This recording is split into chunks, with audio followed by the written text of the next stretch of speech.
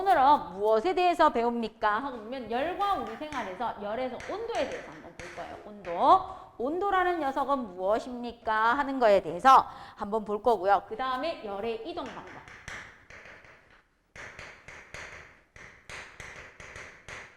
열의 이동 방법에는 어떤 것들이 있습니까? 하고 나오는 거. 여기에 대해서 볼 거고, 그 다음에 단열. 그 다음 열평형.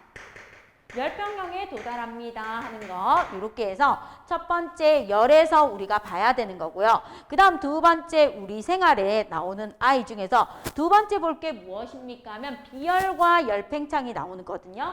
비열과 열팽창에서 두 번째 하는 게 열량에 대해서 한번 볼 겁니다. 열량. 비열에 관련된 열량에 대해서 여러분하고 한번 볼 거고요. 그 다음 비열. 열량, 비열, 그 다음 마지막으로 누구에 대해서 볼 것입니까? 그러면 열팽창에 대해서 볼 겁니다. 그래서 이렇게 해서 보면은 우리가 해야 되는 게 모두 끝납니다. 비열과 열팽창 해가지고 끝나주는 게 이렇게 있습니다 하고 나와주는 거예요. 그래서 오늘 하는 것도 저번에 혼합물에 분리했는 것처럼 크게 어렵지 않고 쉽게 할 수 있는 부분입니다. 그죠? 그래서 앞부분에서 배웠던 1단원하고 그 다음에 2단원 전기 부분 이 부분이 좀 많이 어렵지 나머지 뒷부분에서 배우는 화학 물리 부분은 상대적으로 어떻다? 여러분이 공부하기 좀 쉬운 부분입니다 하고 봐주시면 되는 거예요. 그죠? 그럼 온도란 무엇입니까? 하고 물어보는 거야. 온도는 물체의 차갑고 뜨거운 정도를 나타내는 건데 온도는 이 차갑고 뜨거운 정도를 무엇으로 나타내는 겁니까? 숫자로 나타내는 걸 갖다가 뭐라고 합니까? 온도라고 해요. 온도. 그래서 온도는 물체의 차갑고 뜨거운 정도를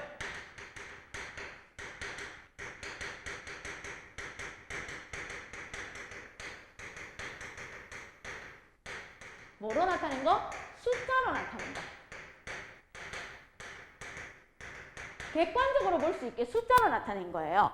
그러면 왜 온도는 이렇게 객관적으로 볼 수 있게 숫자로 나타냈습니까? 그러면 이거야. 자, 30도씨 물이 있어요. 30도씨 물이 있는데 30도씨 물에다가 양손을 이렇게 담궈요. 양손을 이렇게 담궈줍니다. 양손을 담궈줬다가 얘는 15도씨 물이고요. 얘는 45도씨 물이에요. 자, 30도씨 물에 담궜다가 여기에 있는 왼손, 여기에 있는 오른손이라고 볼게요. 똑같이 30도씨에 담궜던 손을 왼손은 15도씨에 담그고요. 오른손은 40도씨에 담궈요. 그럼 왼손은 뭐해졌다고 느끼겠어요? 차가워졌다고 느낄 거고 오른손은 상대적으로 뭐해졌다고 느끼겠어요? 따뜻해졌다고 느끼겠죠. 이게 주관적인 개념인 거예요. 그럼 온도는 누구나 객관적으로 할 수 있어야 되기 때문에 무엇으로 나타냈다? 숫자로 나타낸 게 온도가 되는 겁니다. 됐습니까? 자, 그럼 이 온도의 종류에는 누가 있습니까? 하고 나와요. 온도의 종류. 종류에는 전 세계적으로 가장 많이 쓰는 온도가 있어요. 그게 무엇입니까? 하면 셀시우스라는 사람이 만들어내는 온도, 그 셀시우스에서 나는 섭씨 온도라는 걸 가장 많이 씁니다. 섭씨 온도. 몇 도씨. 자, 섭씨 온도는요. 일기압에서 물의 끓는 점이 100도씨이고 물의 어는 점이 0도씨인 온도를 100등분해서 나타내는 게 무슨 온도다? 섭씨 온도예요. 일기압에서 물의 끓는 점이 100도씨이고요. 물의 어는 점이 0도씨입니다. 그래서 온도를 100등분해서 나타내는 게 무엇입니까? 섭씨 온도가 되는 거예요. 그래서 전 세계적으로 가장 많이 쓰는 온도가 뭐다? 섭씨 온도입니다. 하고 알아두시면 돼요. 자, 그 다음에 우리 과학이나 기술에서 많이 쓰는 온도가 있어요. 얘도 100등분했는데 분자의 활발한 정도를 나타내는 걸로 절대 온도라는 게 있어요. 켈빈이라는 사람. K라고 쓰고 켈빈이라고 읽어주면 돼요. 자, 이 절대 온도는요. 이겁니다. 분자 운동이 완전히 멈춘 상태. 분자 운동이 완전히 멈춘 상태를 0켈빈이라고 둬요. 그때 온도가 영하 273도씨입니다. 그럼 섭씨 온도하고 똑같이 절대 온도도 100등분을 했고요. 두 물질의 온도에서 섭씨 온도의 기준은요. 일기압에서 물에 끓는 점을 100도씨, 물에 어는 점을 0도씨라고 해서 기준으로 나눈 게 섭씨 온도고, 절대 온도는요. 분자 운동이 완전히 멈춘 상태. 분자 운동이 완전히 멈춘 상태를 0켈빈이라고, 그게 영하 273도씨대예요. 그래서 섭씨 온도와 절대 온도는 어떤 관계입니까? 하고 보면 절대 온도는 섭씨 온도에다가 뭐를 더해주면 된다? 273을 더해주면 절대 온도가 되는 거예요. 절대 온도 되겠습니까? 그럼 반대로 섭씨 온도는요. 절대 온도에서 273을 빼면 됩니다 하고 여러분이 관계를 알아두시면 돼요. 그죠? 됐어요? 그럼 예를 들게요. 예를 들면 30도씨는 절대 온도로 몇 켈빈입니까? 이렇게 물어요. 자, 그 다음 373켈빈은 섭씨 온도로 몇 도씨입니까? 이렇게 왔다 갔다 할 수 있으면 돼요. 자, 그럼 절대 온도는 어떻게 구하라고요? 섭씨 온도에다가 273을 더하라고 했죠. 그럼 얘는 얼마 나옵니까? 303켈빈이 되겠죠. 자, 그럼 얘는요. 여기에서 273을 빼주면 돼요. 273을 빼주면 몇 도씨 나옵니까? 100도씨. 맞죠? 이렇게 왔다 갔다 하시면 돼요. 그죠? 그럼 섭씨 온도, 절대 온도. 그 다음 이거 외에 피렌하이트가 만든 화씨 온도가 있어요. 미국이나 북유럽에서 쓰는데 얘는 온도를 180등분 했어요. 좀 더 온도를 세세하게 나타내는데 공식이 어떻게 되는가 하면 화씨 온도는 5분의 9 곱하기 섭씨 온도 더하기 32예요. 그럼 계산하기가 지랄 같잖아요. 그래서 잘 사용한다 안 한다? 안 해요. 피렌하이트가 만든 화씨 온도는 잘 사용하지 않고 전 세계적으로 셀시우스가 만들어준 섭씨 온도와 켈빈이 만든 절대 온도를 많이 쓰고, 섭씨 온도는 일상생활에서 많이 쓰고 절대 온도는 과학과 기술에서 많이 씁니다 하고 알아두면 돼요. 그럼 이 온도를 나타내는데 물체의 차갑고 뜨거운 정도를 숫자로 나타낸 이 온도는요. 분자 운동의 활발한 정도를 기준으로 나타내줬다고 보시면 돼요. 분자 운동은 분자 운동의 활발한 정도를 가지고 무엇을 구분했다? 온도를 나타내줬습니다 하고 여러분이 알아두시면 되는 겁니다. 알겠습니까? 자, 그러면 입자의 운동과 온도와의 관계는 어떻습니까? 하고 나와요. 그럼 두 번째, 입자의 운동과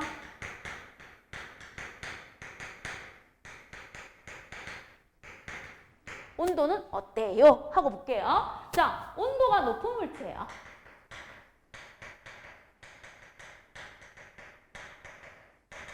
온도가 높은 물체는 분자 운동이 어떻다? 에너지가 많으니까 분자 운동이 활발해요. 온도가 낮은 물체는 에너지가 작으니까 분자 운동이 둔해요. 그죠? 자, 그럼 온도가 높은 물체는 우리가 분자 운동 이렇게 나타내자고 약속해요. 분자가 이렇게 있어요. 분자가 이렇게 있으면 온도가 높은 물체는 꼬랑지를 많이 그려주는 거야. 이렇게 꼬랑지를 많이 그려주면 분자 운동이 뭐 하다는 거예요? 활발하다는 뜻이에요. 활발. 그죠? 그럼 온도가 낮은 물체.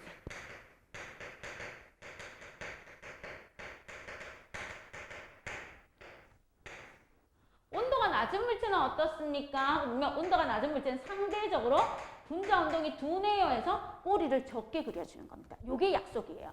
자, 꼬리가 많아요. 분자 운동이 활발해요. 이 뜻인 거고, 온도가 높아서 꼬리가 적어요. 분자 운동이 느려요. 이건 거야. 그래서 온도가 높은 물체는 분자 운동이 뭐하다? 활발합니다. 활발. 그럼 온도가 낮은 물체는요. 분자 운동이 뭐하다고 표현하면 돼요? 둔하다고. 둔합니다.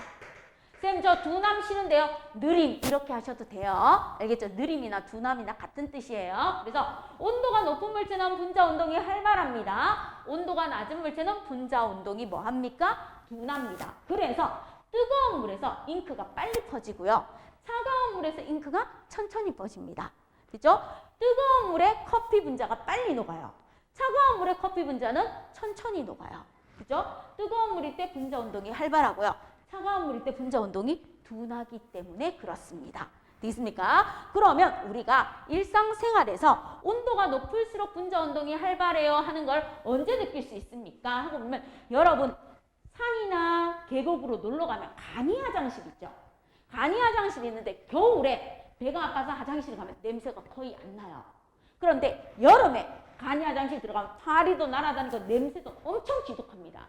그 이유는 똑같은 간이 화장실인데 여름철에 온도가 높아서 분자 운동이 활발하니까 냄새가 지독한 거예요. 그래서 여름철 음식물 쓰레기 냄새가 겨울철보다 더 많이 나는 거예요. 됐어요? 분자 운동이 활발하니까. 그리고 뜨거운 물하고 차가운 물이 있을 때 뜨거운 물에 잉크가 더 빨리 퍼지는 거 분자 운동이 더 활발하기 때문에. 그리고 똑같은 소금인데도 따뜻한 물과 차가운 물이 있을 때 따뜻한 물에 소금이 더 빨리 더 많이 녹는 것도 온도가 높을수록 분자 운동이 뭐 하기 때문이다? 활발하기 때문입니다 하고 알아주시면 되는 겁니다. 되겠습니까? 자, 그럼 옆에 있는 문제 바로 풀어주세요. 327쪽 풀고 바로 넘어갈게요.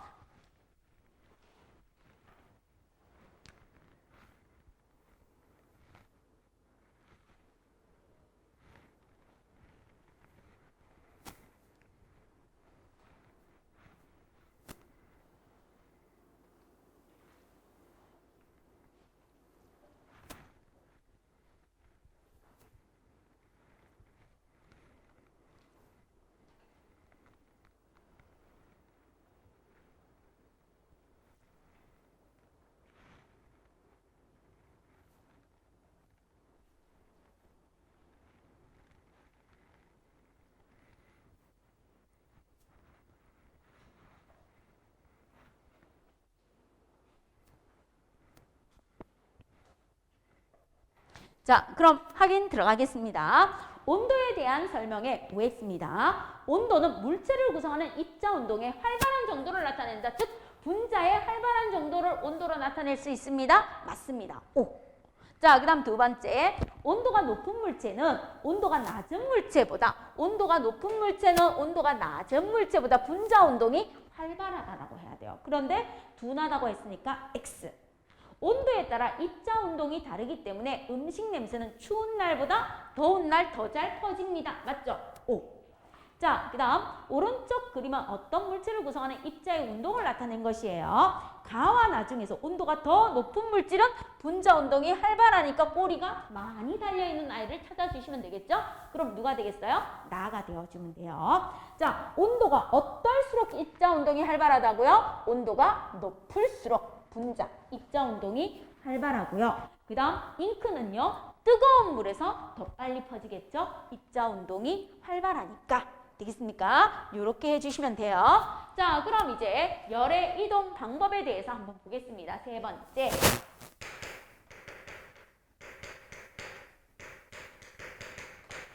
열의 이동 방법, 열의 전달 방법은 크게 몇 가지가 있습니까? 하면 세 가지가 있어요.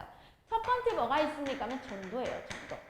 전도라는 게 있어요. 전도는 반드시 고체 상태에서 일어납니다. 고체 상태에서 일어나고 이웃한 분자끼리 이웃한 입자예요. 이웃한 입자 사이에 무엇에 의해서 충돌로 열이 뭐 하는 거예요? 전달하는 거예요. 이웃한 분자 사이에 충돌로 열이 전달하는 걸 전도라고 하는 겁니다. 그럼 이렇게 있어요. 쇠막대가 이렇게 있어요. 쇠막대가 이렇게 있는데 내가 알코올 램프로 여기를 가열해요. 알코올 램프로 여기를 가열하면 여기에 뜨거운 열이 가해지겠죠. 여기에 뜨거운 열이 이렇게 가해집니다. 그럼 어떻게 됩니까? 그러면 여기 쇠막대 안에 수많은 입자들로 이렇게 이루어져 있어요. 수많은 입자, 수많은 분자들로 이렇게 이루어져 있습니다. 이렇게 이루어져 있는데 내가 여기만 가열해요. 한쪽 끝만 가열하면 여기에 있는 분자들이 열 에너지를 받아요. 그럼 충돌을 해요. 충돌을 해서 이웃한 분자들로 열 에너지가 이렇게 전달되어서 쭉쭉쭉 가주는 겁니다.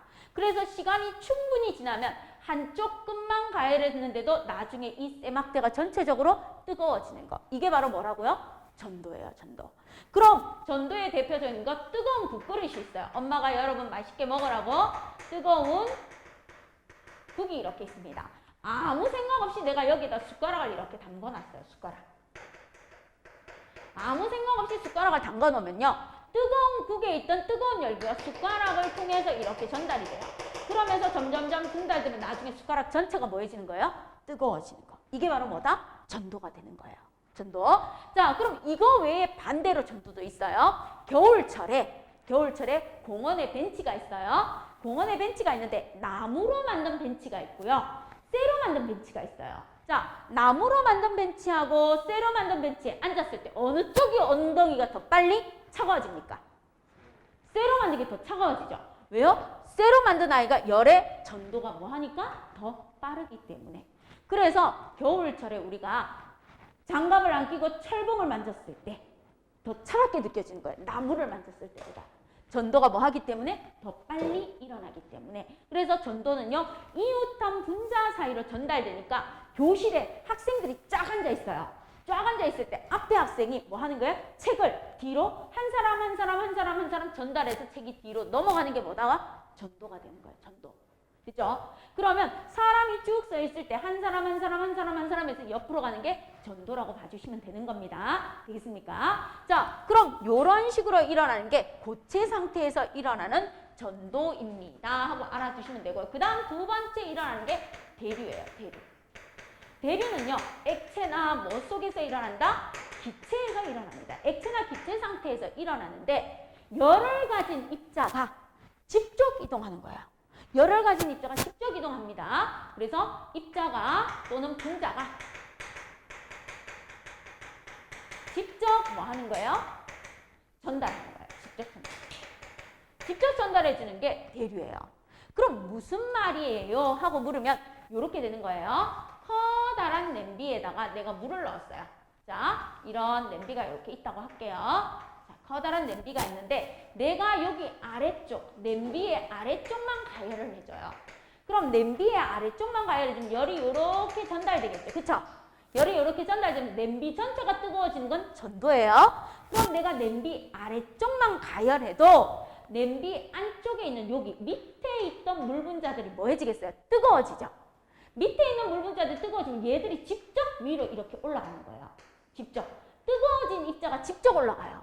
그러면 여기 냄비 위에 있던 차가운 입자 이렇게 있겠죠. 차가운 입자. 차가운 입자가 직접 아래로 내려가는 겁니다. 그래서 뜨거운 열을 가진 입자가 직접 올라가고 차가운 입자가 직접 내려가고 올라가고 내려가고 올라가고 내려가면서 물 전체가 끓는 게 바로 뭐예요? 액체에서 일어나는 대류가 되는 거예요. 대류. 그 다음 기체에서 일어나는 대류는요 무엇입니까? 이렇게 방안이 있어요. 방안이 있으면 난로는요 아래쪽에 설치해야 돼요. 난로. 왜요? 하면 난로에서 나온 뜨거운 입자는 어디로 올라갑니까? 난로에서 나온 뜨거운 입자는 위로 올라가요. 난로에서 나온 뜨거운 입자는 위로 올라가요. 그럼 천장에 있던 무슨 입자? 차가운 입자는 어디로 내려가요? 아래로 내려가요. 그러면 난로 위에 있던 뜨거운 입자는 직접 위로 올라가고 천장에 있던 차가운 입자는 직접 내려오니까 방안 전체가 뭐해지는 거예요? 따뜻해지는 거. 바로 기체에서 일어나는 대류가 되는 겁니다. 있어요? 자, 그러면 기체에서 일어나는 대류에 또 뭐가 있습니까? 우리 강의실에 지금 설치되어 있는 것처럼 에어컨이 있어요. 에어컨. 자, 에어컨을 이렇게 설치하면요. 에어컨에서 나오는 차가운 입자의 바람이 아래로 이렇게 내려와요. 아래로. 그럼 아래쪽 강의실에 있던 뜨거운 입자들이 어디로 올라가는 거예요? 위로 올라가는 거예요. 열을 지닌 입자가 직접 이동하면서 나타나는 현상을 뭐라고 한다? 대류라고 하는 겁니다. 자, 그럼 여기에서 이제 밀도 차이도 나와요. 잘 봐요. 뜨거워진 입자는 분자 운동이 활발해져요. 분자 운동이 활발해지면 분자 사이 거리가 뭐해지겠어요? 멀어지겠죠. 그럼 부피가 뭐해지겠어요? 커져요. 그럼 밀도는 뭐해지겠어요? 작아집니다. 그래서 위로 올라가는 겁니다. 대류 현상이 일어나면서 밀도 차도 발생하는 거예요. 이렇게 해서 일어나는 게 무엇입니까? 액체나 기체에서 일어나는 대류입니다 하고 알아주시면 되는 겁니다. 자, 그러면 마지막으로 열의 이동 방법에서 마지막으로 나오는 게 열 에너지가 직접 전달되는 뭐가 있다? 복사가 있어요. 복사. 자, 복사는 열을 전달하는 매개 물질이 필요 있어요? 없어요? 없어요. 얘는 열을 지닌 분자가 직접 이동하면서 전달하지만 얘는 매개체가 필요 있다 없다? 없습니다. 전달해주는 매개체 필요 없어요. 전달해주는 아이 필요 없이 직접 뭐 되는 거예요? 전달되는 거예요. 직접. 그럼 무슨 말이에요? 태양 에너지가 직접 뭐로 오는 거예요? 태양이 이렇게 있어요. 태양이 이렇게 있고 지구가 이렇게 있어요. 그럼 태양 에너지가 직접 지구로 전달되는 거 뭐다? 복사예요. 복사. 복사. 자, 여름철에 내가 햇빛에 서 있었어요. 열나 뜨거워요. 바로 뭐예요? 복사예요, 복사. 그죠? 복사. 자, 그 다음에 여름철에 내가 그늘에 들어갔어요. 그럼 햇빛에 있는 것보다 조금 더 시원하죠. 복사 차단입니다. 그래서 우리가 해수욕 가면 뭘 꼭 구입해요? 파라솔. 파라솔 아래에 들어가면 햇빛이, 태양빛이 복사가 차단되니까 조금 더 시원한 겁니다. 그 다음 우리 요리할 때 오븐 있죠? 오븐에다 빵 같은 거 이런 게 구울 때 넣어주잖아요. 걔가 뭐예요? 복사예요. 열 에너지가 직접 전달되는 거. 그 다음 토스트기 있죠? 빵 굽는 거. 빵 굽는 게 빵 직접 넣어서 구워주는 것도 뭐예요? 복사예요. 복사. 됐어요? 태양빛이 뜨거워서 여자들이 양산을 씁니다. 복사 차단. 태양빛이 뜨거워서 해수욕장에 가서 파라솔 아래에 들어갔습니다. 복사 차단. 그 다음 태양빛이 지구에 직접 도달해요. 복사. 오븐의 열 에너지가 음식에 직접 도달해요. 복사. 토스트기의 열기가 빵에 직접 전달돼요. 뭐라고요? 복사입니다. 그래서 열을 전달하는 방법에는 전도, 대류, 복사라는 세 가지가 있습니다. 그럼 쉽게 말하면 이거예요. 복사는 뭐예요? 하고 물으면 쌤이 우리 저기 있는 승우한테 뭐 하고 싶어요? 과학책을 주고 싶어요. 근데 뭐예요? 아무도 안 움직여. 쌤이 그냥 책을 던져요. 그럼 승우가 딱 받아요. 승우가 받아서 딱 보고 나서 쌤한테 다시 던져요. 이게 복사예요.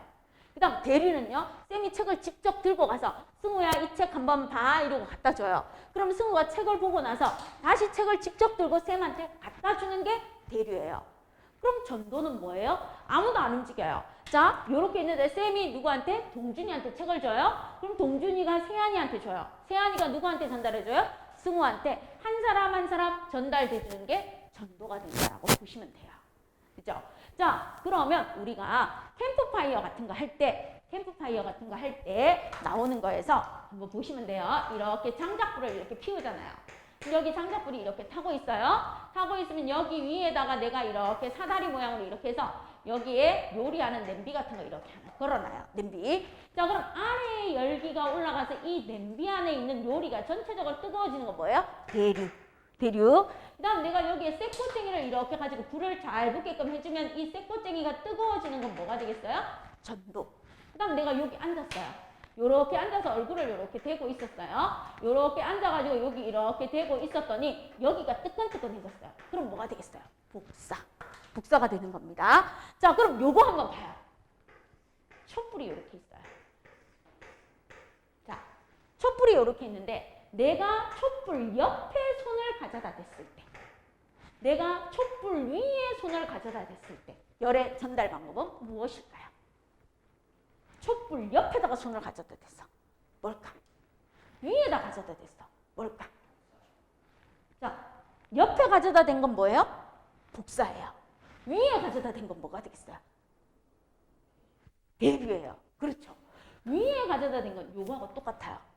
요거하고 똑같이 대류고요. 옆에 가져다 대는 게 뭐라고요? 복사. 자, 난로 가까이 갔더니 내 얼굴이 뜨거워졌어요? 복사가 되는 거야. 난로를 피워놨더니 교실 전체가 따뜻해졌어요? 대류가 되는 거야. 벽난로 가까이 갔더니 벽난로 쪽에 있는 내 앞모습이 앞쪽이 따뜻해졌어요? 복사가 되는 거야. 벽난로를 피워놨더니 거실 전체가 훈훈해졌어요? 대류가 되는 거예요. 알겠죠? 그럼 복사와 대류의 차이점 알겠습니까? 되겠어요? 요렇게 적외선 전등을 나한테 비추니까 뜨거워졌어요. 그럼 뭐예요? 복사가 되는 거예요. 됐어요? 요렇게 구분해 주시면 돼요. 자, 그러면 329쪽에 있는 문제를 여러분이 한번 풀어주시면 됩니다. 전도, 대류, 복사.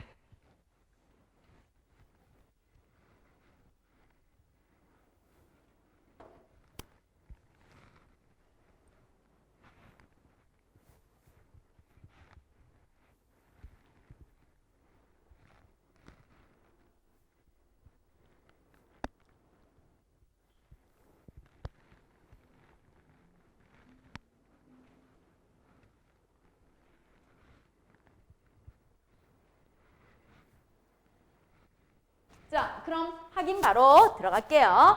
전도에 대한 설명의 OX입니다. 입자가 이웃한 입자들과 충돌해서 직접 이동하는 거 아니에요. 이웃한 분자 사이의 충돌로 열이 전달되는 거지 직접 이동 안 합니다. 이웃한 분자의 충돌로 가지 직접은 이동 아니에요. 그래서 직접 때문에 틀렸습니다. X. 그 다음 고체에서 주로 일어나는 열의 이동 방법이 전도 맞아요.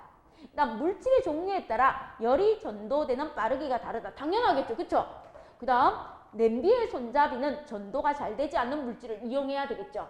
냄비의 손잡이가 전도가 잘 돼서 뜨거우면 아무도 냄비 못 잡아요. 자, 그다음 서로 떨어져 있는 물체 사이에서는 절대로 전도가 일어난다, 안 일어난다? 안 일어나요. 이웃한 분자 사이에. 그래서 X, O, X가 되는 거예요. 액체나 기체 상태의 입자가 직접 이동해요. 액체나 기체 상태에서 입자가 직접 이동해서 전달하는 걸 뭐라고 해주면 돼요? 대류라고 해주시면 돼요. 자, 그럼 주전자 속 물을 끓일 때 뜨거운 물은 위로 올라가고요. 차가운 물은 아래로 내려가겠죠. 그 다음 효과적인 냉난방을 위해서 에어컨은 방의 위쪽에 설치하면 좋고요. 난로는 아래쪽에 설치하면 좋아요. 대류를 일으키기 위해서. 그러면 그림 가는 전도라고 해주시면 되고요. 그림 나는 대류고요. 그림 다는 복사가 되겠죠. 그럼 물질의 도움 없이 열이 직접 이동하는 경우가 복사니까 다. 그러니까 물질이 직접 이동해서 열을 전달하는 건 대류니까 나. 열을 받은 입자가 활발하게 움직이면서 이웃한 입자와 충돌해서 전달하는 경우는 전도니까 가. 그럼 프라이팬에 소세지를 올리고 익힌다. 그러면 프라이팬 바닥을 가열했는 열이 전도되어서 소세지를 익혀주는 거죠. 그쵸? 그래서 얘는 전도가 되는 겁니다. 차갑게 식은 찌개를 끓여서 다시 따뜻하게 하는 거 아래쪽만 가열해도 찌개 전체가 따뜻해지는 건 대류가 되는 거예요. 토스트 위에 식빵을 넣고 빵을 굽는 것은 바로 뭐가 되겠습니까? 복사가 되는 겁니다. 복사. 됐죠? 자, 그럼 이제 두 번째 가서 우리 보는 걸로 들어가겠습니다. 단열과 열팽창에 대해서 볼게요. 단열은 열의 전달을 뭐 한다? 차단시킨다. 우리 친구 안 사귈 때 손절이라고 하는데 단열은 열을 차단시키는 거예요. 단절하는 거하고 똑같이 열의 이동을 차단시키는 걸 갖다가 뭐라고 합니까? 그러면 단열이라고 해줘요.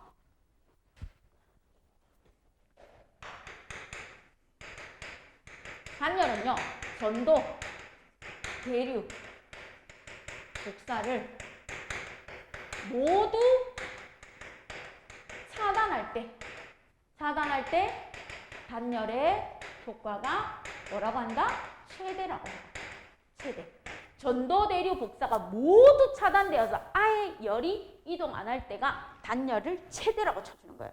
단열이 가장 잘 될 때라고 합니다. 그래서 물체와 물체 사이에 열이 이동하는 것을 막아주는 거예요. 물체와 물체 사이에 열이 이동하는 걸 막아주는 걸 단열이라 하는데 그 열의 이동에 전도, 대류, 복사를 모두 차단해줘야 단열의 효과가 가장 좋습니다. 라고 얘기해 주는 거예요.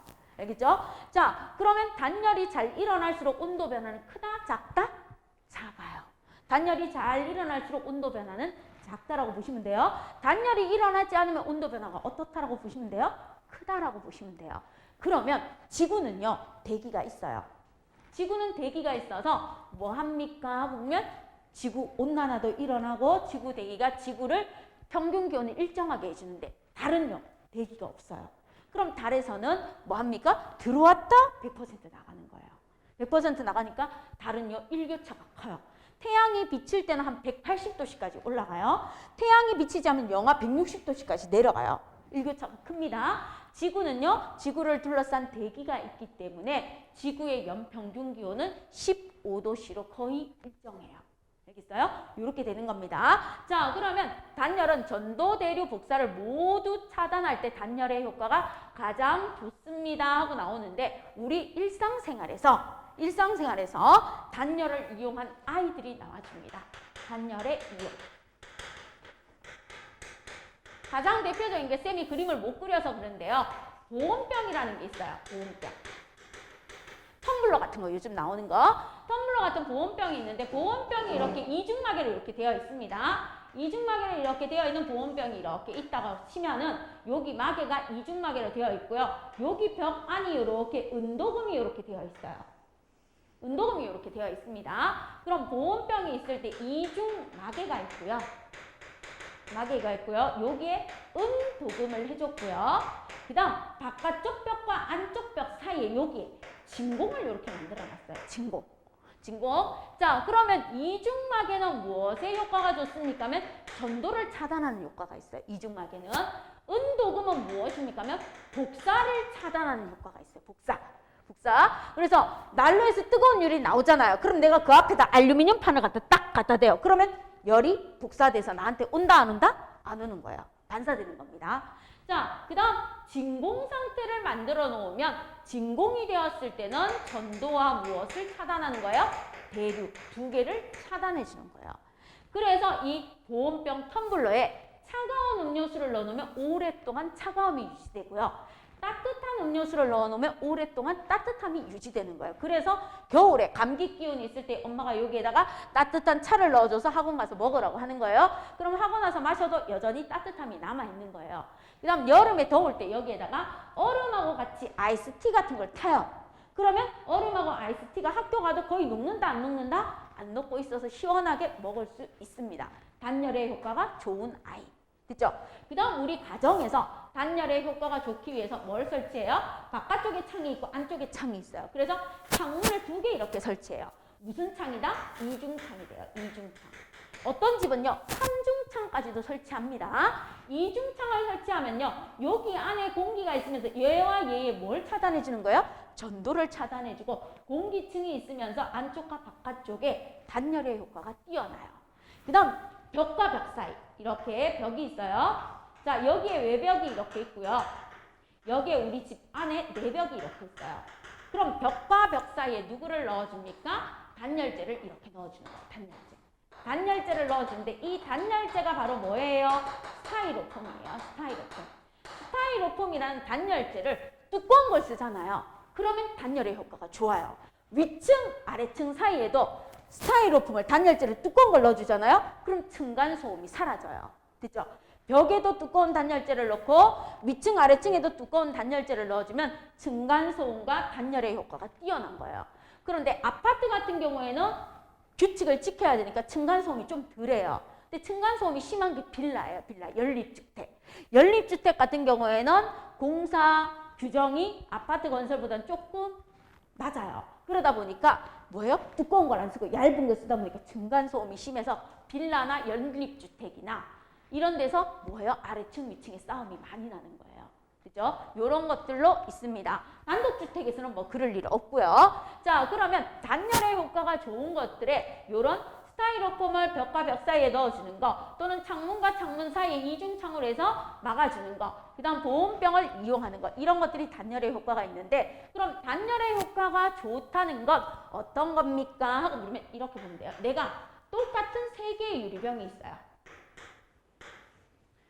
똑같은 3개의 유리병이 있다고 봐요. 똑같은 3개의 유리병에 30도씨 물을 넣어요. 30도씨 물을 똑같이 넣습니다. 똑같이 넣고 마개를 막았어요. 마개를 막고요. 얘는 뭐로 둘러쌉니까? 하고 물으면 솜으로 둘러싸요. 솜으로. 그 다음 얘는 뭐로 둘러쌉니까? 하고 물으면 신문지로 둘러싸요. 신문지로. 신문지로 둘러쌉니다. 자, 얘는 솜으로 둘러쌌고요. 얘는 신문지로 둘러쌌고요. 얘는 그냥 얇은 뭐로 둘러쌌다? 헝겊으로 둘러쌌습니다. 헝겊으로. 이렇게 둘러쌌어요.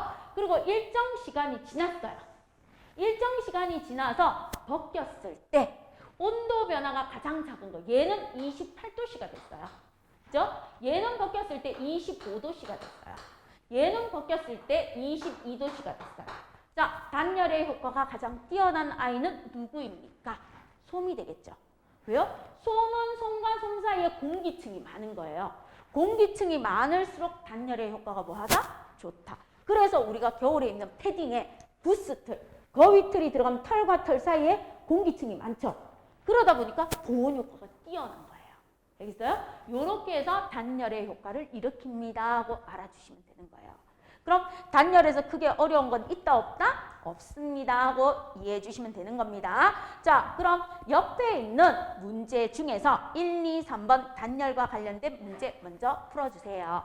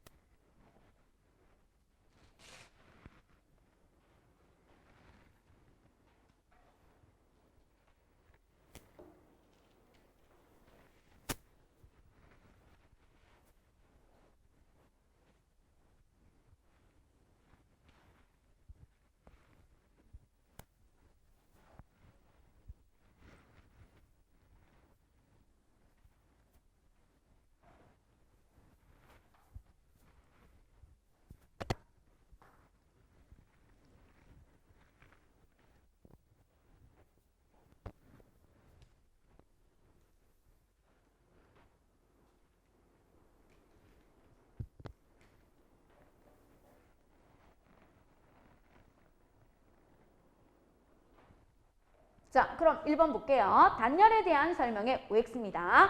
열의 이동을 막는 것이 단열입니다. 맞아요. 그럼 공기를 많이 포함하고 있으면 좋은 단열재입니다. 맞습니다. 공기층이 두꺼울수록. O. 전도, 대류, 복사에 의한 열의 이동 중 한 가지만 막아도 단열이 잘 된다? 아니죠. 세 가지 모두 차단되어야 단열이 최고라고 했습니다. 그래서 X. 보온병의 은도금은 전도에 의한 열을 막는 게 아니고 은도금이라든지 은박지라든지 알루미늄, 박이라든지 이런 것들은 복사에 의한 열의 이동을 차단하는 겁니다. 복사. 그죠? 그래서 O, X, X라고 해주시면 돼요. 자, 대표적인 단열재인 솜이나 스타이로폼은 내부에 많은 양의 공기를 가지고 있습니다. 공기는 열의 전도가 매우 느린 물질이기 때문에 내부에 공기를 많이 포함하는 물질일수록 단열에 효과적입니다. 그럼 단열을 이용한 기구가 아닌 것은요? 하고 묻죠? 그럼 바로 냄비 바닥이 되겠죠. 냄비 바닥은 뭘 이용한 거예요? 전도를 이용한 게 되겠죠. 전도. 자, 그럼 이제 열평형에 대해서 한번 보겠습니다. 1부에서 해야 되는 마지막 열평형. 열평형은요, 온도가 높은 물체에서 온도가 낮은 물체로 열에너지가 이동해서 뭐 하시는 거예요? 온도가 같아지는 걸 열평형이라고 해줍니다. 그럼 이때 열평형에서 우리가 첫 번째 알아야 되는 용어가 무엇입니까? 하면 열이라는 용어가 나와요. 열이란 무엇입니까? 그러면 온도가 높은 물체에서 온도가 낮은 물체로 이동하는 에너지예요. 온도가 뭐한 물체에서 온도가 뭐한 물체로 이동하는 에너지입니다. 에너지를 갖다가 열이라고 해요. 그럼 열이라는 건 항상 온도가 높은 물체에서 온도가 낮은 물체로 이동하는 에너지를 우리는 뭐라고 합니까? 그러면 열이라고 봐주시면 돼요. 알겠죠? 그래서 온도가 높은 데서 온도가 낮은 데로 이동하는 에너지가 뭐다? 열입니다 하고 알아두시면 되는 겁니다. 자, 그럼 이때 이동하는 에너지의 양을 뭐라고 합니까? 열량이라고 해요. 열량. 온도가 높은 물체에서 온도가 낮은 물체로 이동하는 에너지는 열이 되고요. 이때 이동하는 에너지의 양. 이동하는 에너지의 양은 얼마입니까? 양, 이것을 열량이라고 해요. 그래서 열량의 단위는 무엇이 있습니까? 그러면 열량의 단위는 칼로리나 또는 킬로칼로리가 있어요. 1kcal는 1000칼로리가 되는 겁니다. 이동하는 단위. 그럼 열량은 뭐라고 나타냅니까? 열량을 나타내는 기호는요, Q라고 쓸 겁니다. 이동하는 에너지의 양, 열량의 단위는 뭐라고 쓴다? 기호는 Q라고 씁니다. Q라고 쓰면서 이동하는 열의 양입니다. 자, 그러면 이때 열은 높은 물체에서 낮은 물체로 이동하고 이동하는 에너지의 양을 열량이라고 할 때 여기에서 우리가 알아두면 돼요. 예. 온도가 높은 물체가 이런 열량. 자, 온도가 높은 물체가 이런 열량. 열에너지의 양이에요. 즉, 온도가 높은 물체가 뭐한 열량? 이런 열량. 이런 열량은요, 온도가 뭐한 물체? 낮은 물체. 낮은 물체가 얻은 뭐하고? 열량하고 뭐합니까? 그러면 항상 뭐하다고 둔다? 같다라고 둬요. 같다. 왜? 외부로 손실되는 열이 있다 없다? 없다. 실제로는 외부로 열이 손실돼요. 100% 단열의 효과가 뛰어난 제품은 있다 없다 이 지구상에 아직까지 없어요. 그죠? 실제로는 외부로 열이 손실되는데 우리가 외부로 손실되는 열이 없다라고 가정을 하는 거야. 이론으로. 알겠죠? 없다라고 가정을 하면 온도가 높은 물체가 이런 열량, 즉 고온의 물체가 이런 열량은요. 이런 열량은 온도가 낮은 물체가 얻은 열량, 즉 저온의 물체가 얻은 열량하고 항상 어떻다? 같습니다. 항상 같아요. 항상 어떻다? 같다. 항상 같다는 겁니다. 그럼 이제 그래프로 이렇게 나와요. 얘가 시간이에요. 충분한 시간이 지났을 때 온도 변화는 어떻습니까? 그럼 고온의 물체. 자, 온도가 한 100도씨 되는 물체가 있었어요. 고온의 물체가 시간이 충분히 지나서 온도가 점점 낮아지다가 더 이상 낮아지지 않고 일정한 구간이 나와요. 그럼 저온의 물체, 온도가 낮은 물체예요. 온도가 낮은 물체가 처음에는 온도가 점점 높아지다가 더 이상 온도가 높아지지 않고 일정해지는 구간이 나와집니다. 자, 요때 시간, 이때 시간을 T라고 둘게요. 자, 그럼 시간이 T에 도달했을 때 두 물체의 온도가 똑같아지는 이 구간을 우리는 무슨 상태라고 한다? 열평형 상태라고 하시는 겁니다. 열평형에 도달했다고. 그럼 요게 바로 뭐예요? 요까지 내려오는 거 있죠? 요까지 내려오는 게 고온의 물체가 이런 열량이에요. 고온의 물체가 이런 열량이에요. 내려오는 게. 그럼 요까지 올라가는 게 무엇입니까? 하면 저온의 물체가 얻은 열량이에요. 얻은 열량입니다. 자, 외부로 손실되는 열이 없다면 예를 들어서 고온의 물체가 300칼로리의 열량을 잃었대요. 그럼 저온의 물체는 300칼로리의 열량을 얻었습니다. 이렇게 두면 돼요. 됐죠? 자, 그럼 저온의 물체의 온도는 5도씨에서 출발했어요. 고온의 물체의 온도는요, 90도씨에서 출발했어요. 그럼 열평형 온도는요, 두 물질의 무슨 값이 된다? 사이값이 되는 거예요. 이거 2로 나누어준 온도가 열평형 아니에요? 이렇게 했을 때 열평형 온도가 얼마가 됐습니까? 하고 봤더니 30도씨가 됐대요. 이렇게 되는 거예요. 그래서 열평형 온도는요, 저온의 물체와 고온의 물체의 사이값이 되는 거예요. 평균이 아니고요. 사이값이 되는 겁니다. 알겠죠? 사이값이 되어줍니다 하고 기억해 주시면 되는 거예요. 자, 그럼 온도가 높은 물체하고 온도가 낮은 물체를 내가 이렇게 붙였어요. 자, 온도가 높은 물체 이렇게 있고요. 여기 온도가 낮은 물체 이렇게 있어요. 두 물체를 접촉시켜요. 그럼 처음에는 어떻습니까? 처음에 접촉시켰을 때 막 접촉시키면요. 고온의 물체는요. 분자 운동이 활발해요. 자, 분자 운동이 활발해서 이렇게 꼬리가 막 달려 있어요. 얘가 고온의 물체예요. 그럼 처음에 합쳤을 때 저온의 물체는 어떻습니까? 그러면 저온의 물체는 분자 운동이 이렇게 느려요. 이렇게 돼요. 처음에. 자, 처음에 이렇게 붙여주면 얘가 고온입니다. 온도가 높은 물체는 분자 운동이 뭐 하다고요? 분자 운동이 활발합니다. 그리고 얘가 저온이에요. 저온의 물체는 어떻습니까? 그러면 분자 운동이, 입자 운동이 둔해요. 처음에 접촉했을 때는 이렇게 됩니다. 그럼 어떻게 됩니까? 두 물체를 접촉하면 고온의 물체에서 저온의 물체로 누가 이동해요? 열 에너지가 이동해요. 누가 이동해요? 열 에너지가 이동합니다. 열 에너지가 이동하면 시간이 지나면 어떻게 됩니까? 언제까지 이동해요? 계속 이동하는 게 아니고요. 그럼 시간이 충분히 지나면 어떤 일이 일어납니까? 하고 물으면 이런 일이 일어납니다. 고온의 물체는 열 에너지를 잃습니다. 그래서 분자 운동이 점점 둔해져요. 고온의 물체는 열 에너지를 잃어서 분자 운동이 둔해지고요. 저온의 물체는 열 에너지를 얻어서 분자 운동이 처음보다는 뭐해집니까? 활발해집니다. 그럼 두 물체의 분자 운동이 뭐 하는 거예요? 같아지는 거예요. 이렇게 같아진 상태를 우리는 무슨 상태라고 합니까? 열평형 상태라고 해요. 열평형 상태. 열평형 상태가 되면 두 물체의 온도가 같아요. 그리고 두 물체의 입자 운동 속도, 분자 운동 속도예요. 입자 운동 속도가 뭐 해집니까? 같습니다. 같아져요. 됐어요? 자, 그러면 처음에 이렇게 했을 때 열 에너지가 이동하면서 고온의 물체는 분자 운동이 점점 뭐 해지겠습니까? 점점 느려질 것이고요.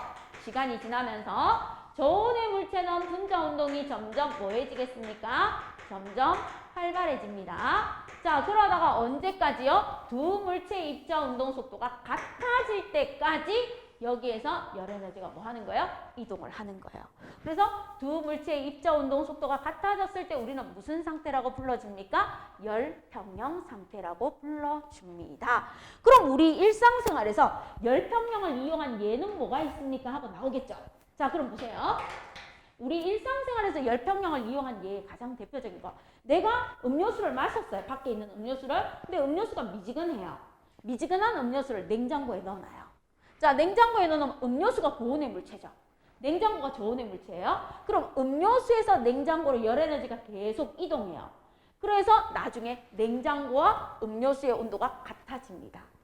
그래서 내가 음료수를 마시면 뭐 해집니까? 시원해집니다. 그죠? 있어요? 자, 엄마가 뭘 합니까? 반찬을 열심히 해요. 반찬을 해서 식혀서 냉장고에 넣어요. 그럼 이 반찬의 온도와 냉장고의 온도가 뭐 해지는 거예요? 같아지는 거 열평형. 그럼 우리 여름철에 계곡에 놀러 가죠. 계곡에 놀러 갈 때 아이스박스가 없는 사람, 요즘은 계곡물에 담그지 말라고 그래요. 거기에 위험하다고. 그런데 예전에는 그렇게 오염이 안 됐을 때 예전에는요. 계곡에 놀러 가면 계곡물에다 뭘 담가놔요? 과일들을 담겨놓죠. 음료수. 그럼 과일과 음료수가 계곡물의 온도와 똑같아지니까 뭐 해지는 거예요? 좀 시원해지는 거예요. 그럼 아이스박스에 얼음 막 넣어놓고요. 여러분 음료수도 넣고 뭐 고기도 넣고 막 넣잖아요. 그쵸? 그러면 아이스박스를 그대로 두면 이 얼음이 들어있는 아이스박스 안의 온도랑 그 안에 들어있는 음료수나 과일이나 식품의 온도가 어떻게 된다? 같아지는 게 열평형입니다. 그럼 이 열평형을 이용한 게 재래시장 가면 볼 수 있어요. 여름철에. 얼음 위에 생선을 올려놓죠. 그리고 막 팔이 이렇게 쫓잖아요. 그럼 얼음 위에 생선을 올려놓는 이유는요. 생선의 뜨거운 열이 얼음과 같아져서 열평형을 이루어서 생선을 신선하게 보관하면서 팔려고 그러는 거예요. 이런 것들이 우리 일상생활에서 이용하는 뭐의 예입니까? 열평형의 예가 되는 겁니다. 그럼 되겠어요? 자, 그럼 밑에 있는 문제 2개 풀고요. 쉬는 시간 바로 드리겠습니다.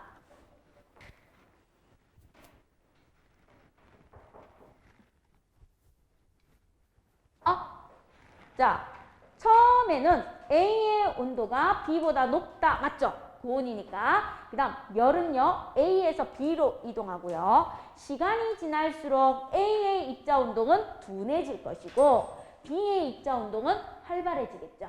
그래서 두 입자 운동이 같아질 때까지 열 에너지는 이동한다. 그게 바로 열평형 상태가 됩니다. 그럼 오른쪽 그림에서 A와 B 온도가 다른 두 물체를 접촉시켰을 때 A는 고온의 물체가 잃은 열량이 될 것이고 B는 저온의 물체가 얻은 열량이 될 것이고 C는 열평형 상태가 되겠죠.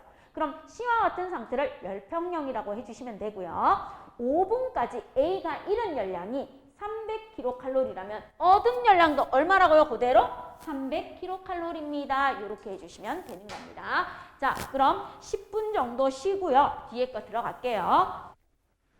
그럼 두 번째 걸로 가서 열량하고 비열하고 열팽창하고 나오는 부분에 대해서 한번 보겠습니다. 자, 그러면 첫 번째 뭐가 나옵니까? 보면 열량이 나와요.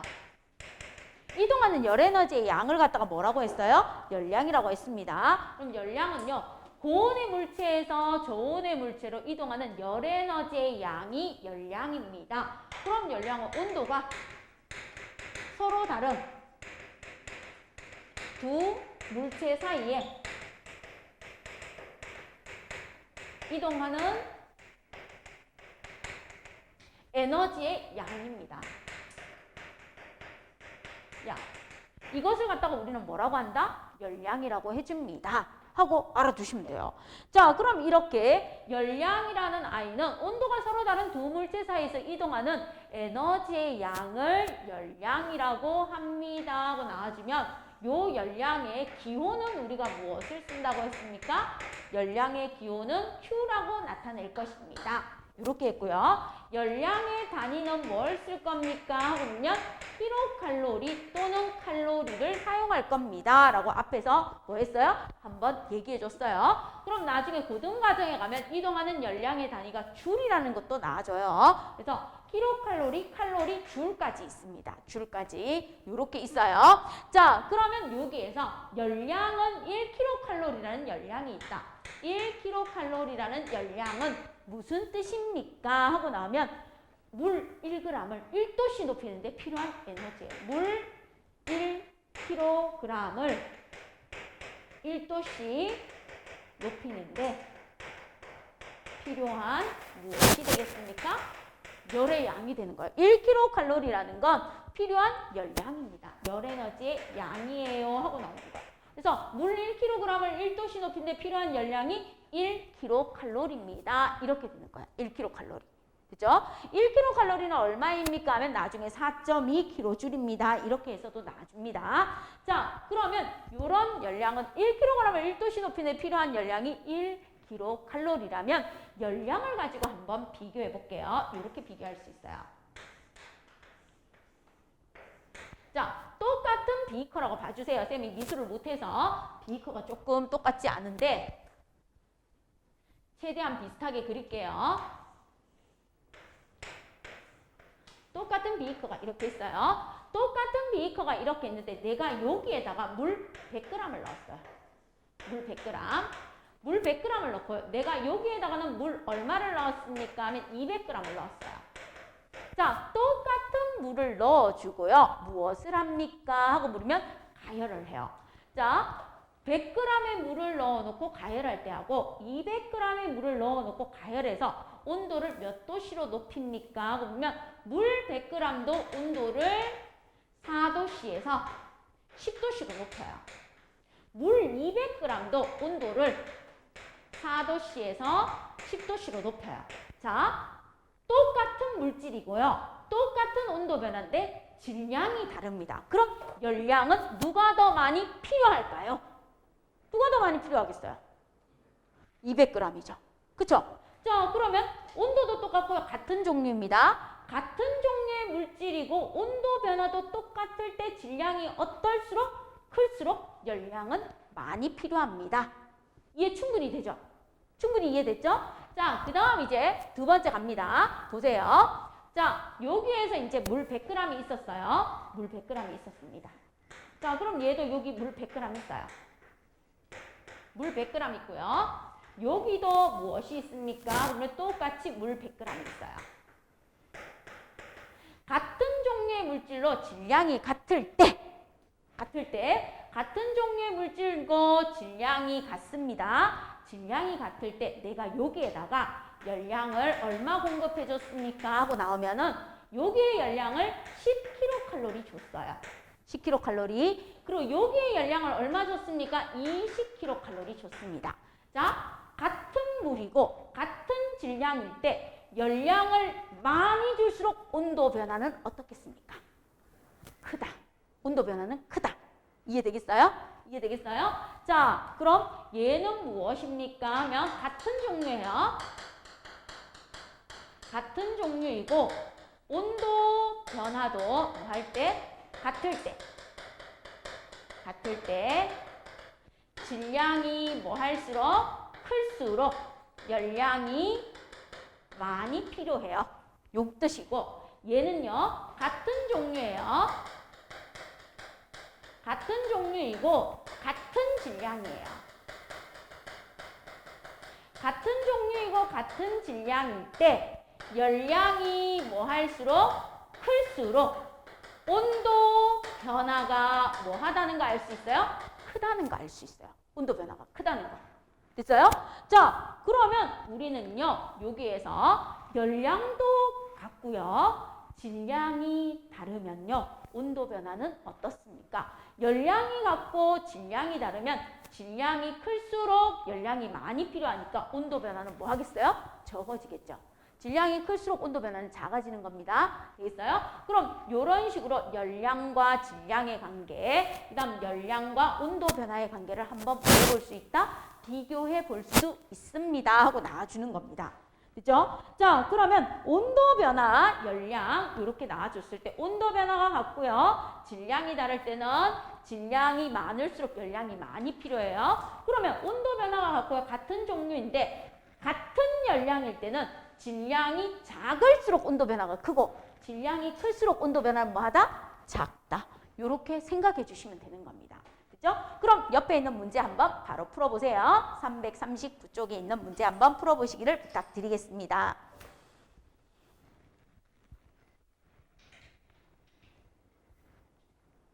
갈게요. 자, 1번 보겠습니다. 열량에 대한 설명의 OX예요. 온도가 서로 다른 두 물질 사이 이동하는 에너지의 양을 열량이라고 나와 있습니다. 그럼 온도가 다른 물질 사이 이동하는 열의 양을 말합니다. O고요. 같은 물질에 같은 열량을 가하면 온도 변화가 같다 하고 나와 있는데요. 같은 물질에 같은 열량을 가해줘도 질량이 다르면 온도 변화는 뭐일 수 있어요? 달라질 수 있죠. 그쵸? 그래서 X가 됩니다. 자, 그 다음 세 번째. 물 1kg을 1도씨 높이는데 필요한 열량은 1kcal라고 합니다. 맞죠? 자, 그 다음 네 번째. 같은 질량의 물을 가열할 때 물에 가한 열량이 클수록 온도 변화가 큽니다. 그럼 우린 여기서 무엇을 할 수 있습니까? 따라서 온도 변화는요. 커지려면 질량은 뭐 할수록 온도 변화가 커요? 작을수록 크고요. 열량은 뭐 할수록 온도 변화가 커요? 클수록 크죠. 그래서 온도 변화는 질량에는 뭐해요? 반비례하고요. 질량이 작아야 온도 변화가 커요. 그리고 온도 변화는 열량에는 뭐 하는 거예요? 비례하는 거죠. 열량이 크면 온도 변화가 큽니다. 이렇게 결론을 내릴 수 있습니다. 그렇죠? 온도 변화는 질량이 작아야 좋고요. 온도 변화는 열량이 높아야 좋습니다. 됐습니까? 자, 그럼 이제 두 번째 문제 가서 볼게요. 나에 물을 각각 400g과 800g을 넣었대요. 가와 나중에서 온도를 10도씨만큼 높이는데 누가 더 열량이 많이 필요합니까? 자, 쌤은 100g, 200g이라고 했는데 우리 문제에서는 여기가 400g이고 여기가 800g이래요. 자, 그럼 400g과 800g을 똑같은 온도로 높일 때는 질량이 클수록 열량이 더 많이 필요하겠죠. 그쵸?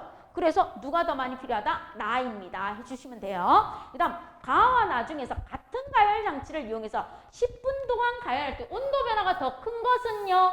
온도 변화가 더 큰 것은 질량이 뭐 할수록 작을수록 온도 변화가 더 크다 했어요. 그래서 누가 답이 되겠습니까? 가가 되어주는 겁니다. 자, 같은 가열 장치를 이용해서 같은 시간 동안 400g의 온도가 10도씩 높아졌대요. 같은 시간 동안 같은 가열 장치를 했을 때 400g의 물이 10도씩 변했으면 800g의 물은 5도씩 변해야 되겠죠. 질량이 2배 많으니까 온도 변화는 2분의 1로 줄어야 되니까 반비례. 그래서 5도씨입니다. 이렇게 해주시면 되는 겁니다. 자, 그럼 이제 비열에 대해서 볼게요. 두 번째. 여기에서 배우는 비열이 앞으로 여러분이 할 때 아주 중요하게 많이 나와요.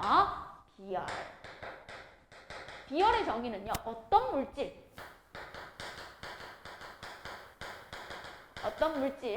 1kg을 1도씩 높이는데 필요한 뭐예요? 에너지예요. 어떤 물질이 있어요? 어떤 물질을 1도씩 높이는데 필요한 열에너지의 양. 그래서 높이는데 필요한 열에너지의 양을 줄여서 두 글자로 열량이라고 해주시면 돼요. 열량. 어떤 물질 1kg을 1도씩 높이는데 필요한 열량이 비열입니다. 그럼 여기 정의에서 공식이 나와줘요. 어떤 식으로 나와줍니까? 비열은요.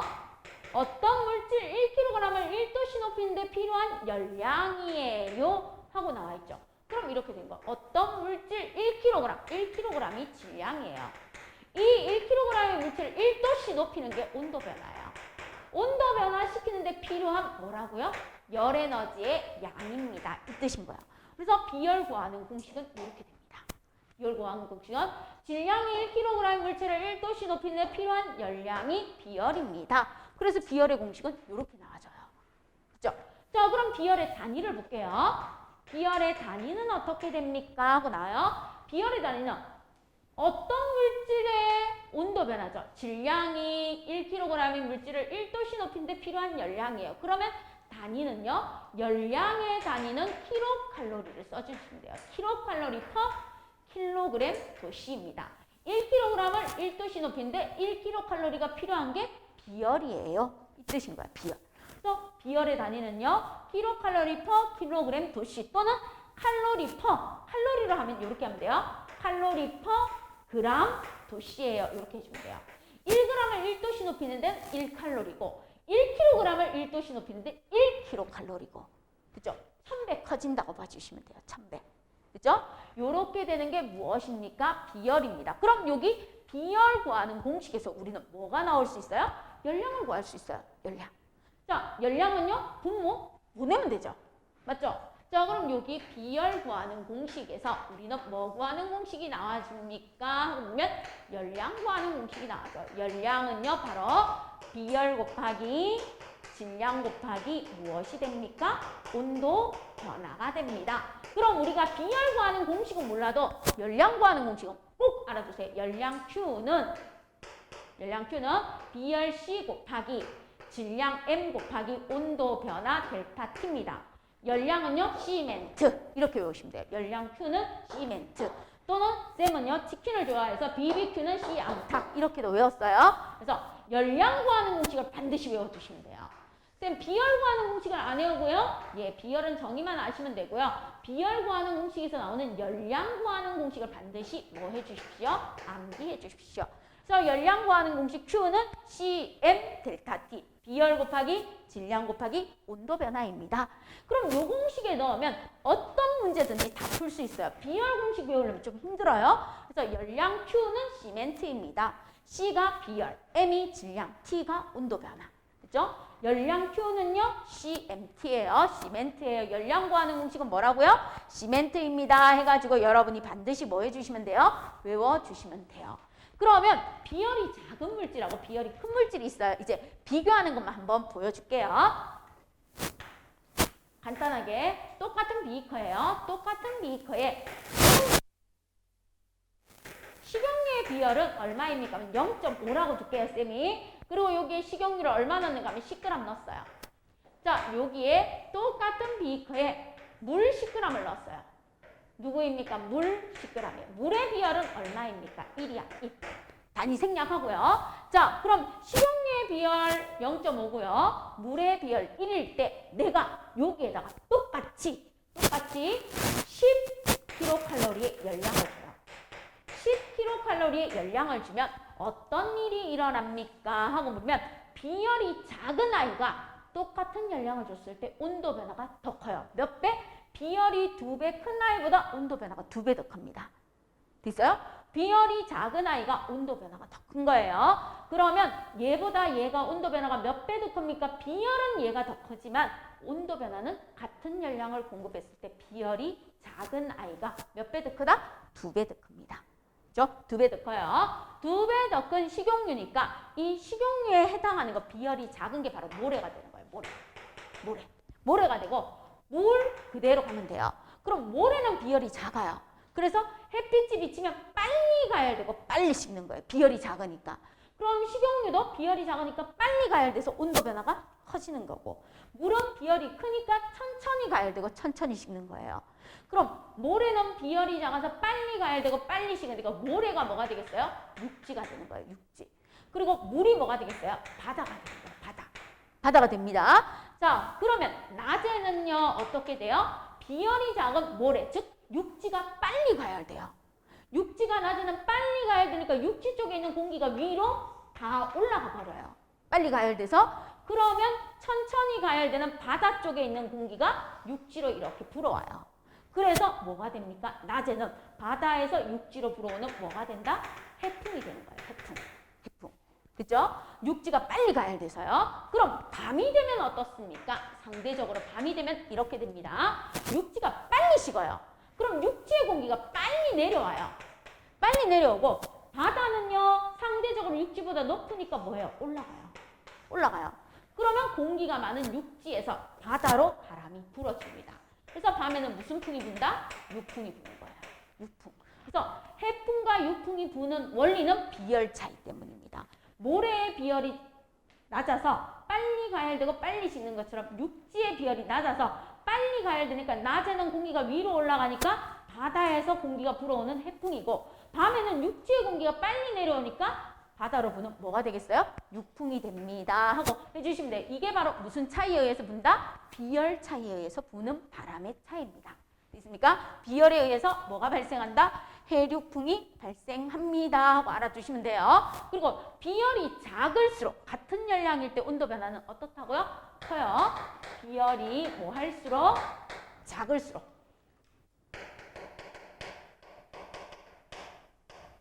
비열이 작을수록 온도 변화가 뭐 합니까? 그러면 온도 변화가 크다라고 알아두시면 돼요. 온도 변화가 크고요. 그 다음 비열이 클수록 온도 변화는 뭐하다? 온도 변화는 작습니다. 그래서 비열이 뭐 할수록 클수록 온도 변화는 작아요. 자, 그래서 비열이 작아서 온도 변화가 큽니다. 이거를 이용한 게 양은 냄비예요. 양은 냄비에 물을 끓여야지만 물이 빨리 끓어서 면발이 안 퍼지고 면이 쫄깃쫄깃해져요. 그래서 노란색 양은 냄비의 분식점에서 라면을 끓여주는 겁니다. 뚝배기는 뭐예요? 양은 냄비에 비해서 비열이 크죠? 천천히 가야 돼. 그럼 오랫동안 따뜻함을 유지해야 되니까 뚝배기에는 뭐가 나오는 거예요? 돌솥 비빔밥이라든지 전골이라든지 오랫동안 따뜻함을 유지해야 되는 아이가 나와주는 겁니다. 자, 배가 너무 고파서 미칠 것 같아요. 그럼 삼겹살을 프라이팬에 구워야 되겠어요? 돌판에 구워야 되겠어요? 프라이팬. 왜요? 비열이 작아서 빨리 가야 되니까 삼겹살이 빨리 익어요. 그죠? 근데 돌판은 천천히 가야 돼요. 천천히 식어요. 그럼 오랫동안 먹어야 되는 수육 같은 경우는 어디에 해야 되겠어요? 돌판에 해줘야 돼요. 돌판이나 돌솥에. 그렇게 해줘야지만 오랫동안 천천히 식으면서 따뜻함이 보존되는 겁니다. 알겠습니까? 그런 비열 차이를 이용해서 우리 일상생활에서도 이용할 수 있는데 이 물은 비열이 커요. 비열이 커서 온도 변화가 작기 때문에 우리 한의원 가면은 팩에 많이 쓰여요. 한의원 가면은 팩에 물이 들어있는데 물을 갖다 뜨거운 데 넣어놔서 100도씨까지 되면 얘가 천천히 식으니까 뜨거운 팩으로 이용하는 겁니다. 그리고 물은 비열이 커서 온도 변화가 작으니까 물에다가 뭐 한약 같은 거 넣어 놓으면 열평형에 의해서 한약이 따뜻해지기도 하지만 또 뭐 하는 거예요? 비열이 커서 우리 몸에도 물이 70% 가까이 있어요. 온도 변화가 작습니다. 그리고 비열이 큰 물이 우리 체온 유지에 적당하다는 거. 그래서 이런 비열 차이를 이용해서 우리 일상생활에서 뭐 할 수 있습니까? 생활을 할 수 있습니다 하고 나와주는 겁니다. 됐죠? 그래서 해륙붕의 원리도 비열 차이에 의해서 나타나는 거고 물의 비열을 이용해서 우리가 사용하는 것도 있고 일상생활에서 비열을 이용하는 경우도 있습니다 하고 나와주는 겁니다. 그럼 옆에 341쪽에 있는 문제를 한번 천천히 풀어보세요. 풀어보고 나서 열팽창하고 공부할 시간 좀 드릴게요. 그럼 문제 확인하러 들어갈게요. 어떤 물질 1kg의 온도를 1도씨 변화시키는 거. 어떤 물질 1kg의 온도를 1도씨 변화시키는 데 필요한 열량을 비열이라고 해주시면 돼요. 그래서 첫 번째 답 비열입니다. 같은 양의 열을 같은 질량의 물질에 가할 때, 자, 같은 양의 열을 10kcal입니다. 10kcal에 같은 질량의 물질에 가열해 줄 때 비열이 작을수록 온도 변화가 뭐하다? 크다라고 했어요. 그래서 비열이 작은 물질이 온도가 더 많이 변한다라고 해주시면 돼요. 자, 그 다음 질량이 5kg인 어떤 물체에 500kcal의 열량을 가했더니 온도가 10도씨에서 30도씨로 높아졌습니다. 이 물질의 비열은 얼마입니까? 이 공식에 넣어도 되고 이 공식에 넣어도 돼요. 본인이 편한 공식에 넣어서 뭐 해주시면 돼요? 계산해 주시면 되는 겁니다. 자, 그럼 비열 구하는 공식에다 그대로 넣으면 비열은요, 어떤 물질의 질량. 그럼 여기에서 질량이 얼마라고 주어졌는가 하면 5kg이라고 주어졌어요. 그 다음 온도 변화는요, 10도씨에서 30도씨로 변했으니까 20도씨 변했어요. 그리고 열량은 얼마 줬습니까? 그러면 500kcal의 열량을 줬대요. 자, 그럼 얘는요, 계산하면 100이니까 5가 나옵니다. 비열. 요렇게 계산하셔도 되고요. 또는 열량 구하는 공식 Q는 CM 델타 T입니다. 에 넣어서 500kcal 열량을 줬고요. 비열은 얼마인지 모르고요. 질량은 5고요. 온도 변화는 20이래요. 이렇게 해서 뭐 해요? C 구해주셔도 5 나와요. 그래서 편한 대로 둘 중에 편한 걸로 해주시면 돼요. 그럼 쌤은 기억에 오래 남는 게 Q는 시멘트. Q는 시암탉이 오래 남으니까 열량은 비열 곱하기 질량 곱하기 온도 변화입니다. 이 공식으로 외우는 걸 뭐합니까? 비열 구하는 공식 외우는 것보다 조금 더 쉬워서 권장해 드립니다. 됐습니까? 자, 그 다음 오른쪽 그래프는 같은 질량의 모래식용유 물 같은 세기의 불꽃으로 가열했대요. 같은 질량의 같은 세기의 불꽃으로 가열했을 때 온도 변화가 가장 작은 아이가 비열이 가장 크다. 그럼 온도 변화가 제일 작은 누가 비열이 가장 크겠어요? 물. 이렇게 해주시면 돼요. 자, 그 다음 비열에 의해서 나타나는 현상의 OX입니다. 해안지방의 바닷가가 물이죠. 비열이 커요. 그럼 온도 변화가 크겠어요? 작겠어요? 작아요. 내륙지방은 모래예요. 그럼 온도 변화가 뭐 하겠어요? 크겠죠. 그럼 해안 지방의 일교차는 작고요. 내륙 지방의 일교차는 커요. 자, 그러면 해안 지방과 내륙 지방의 일교차를 비교하면 해안 지방이 내륙 지방보다 일교차가 더 작다? 맞죠? 오. 자, 그다음 찜질팩 속에 물 대신에 모래를 넣으면 오랫동안 따뜻함을 유지할 수 없습니다. 금방 식어요. 모래를 넣으면. 그래서 X. 낮에는 바다의 온도가 더 높은 게 아니고 누가 온도가 더 높다고요? 낮에는 모래에 해당하는 육지의 온도가 더 높아서 바다에서 육지로 불어오는 해풍이 되고요. 밤에는 육지의 온도가 더 낮아요. 그래서 육지의 공기가 빨리 식어서 내려오고 바다가 올라가니까 뭐예요? 육지에 있는 공기가 바다로 부는 육풍입니다. 기열 차이 때문에 부는 바람이 해류풍이에요. 그래서 낮에는 바다의 온도가 아니고 육지의 온도가 더 높으므로 그다음 음식을 오랫동안 따뜻하게 유지할 때는 뚝배기에 하셔야 돼요. 양은 냄비에 하면 안 되고요. 그래서 1번만 오고 나머지는 전부 다 X입니다. 자, 해류풍에 대한 겁니다. 낮 동안 태양의 열에너지에 의해 비열이 작은 육지가 바다보다 빨리 데워집니다. 그럼 온도가 높은 육지의 공기는 상승하고 온도가 낮은 바다의 공기는 하강해서 뭐가 일어나겠어요? 대류가 일어나겠죠. 따뜻한 공기는 위로, 차가운 공기는 아래로 하면서 대류가 일어납니다. 대류가 일어나서 무엇이 분다? 바다에서 육지로 해풍이 붑니다. 하고 알아두시면 되는 겁니다. 자, 그럼 이제 마지막 들어갈게요. 열팽창. 열팽창은 물질의 종류에 따라서 다릅니다. 그래서 열팽창은 두 개가 있어요. 고체의 열팽창, 액체의 열팽창, 기체의 열팽창도 있는데 기체의 열팽창은 워낙에 크기 때문에 고체, 액체, 기체 중에서 열팽창이 가장 큰 게 기체예요. 기체. 기체는 조금만 열을 가해도 부피가 팍팍 커집니다.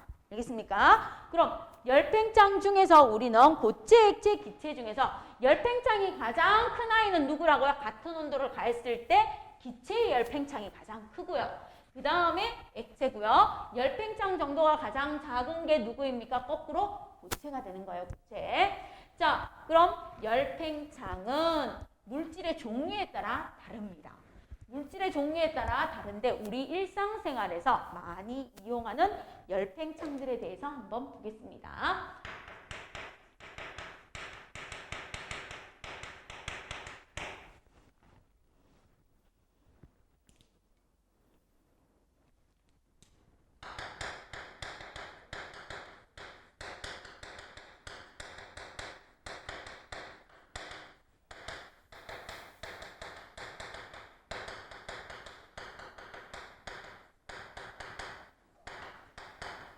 물질의 종류에 따라서 열팽창 정도가 달라요.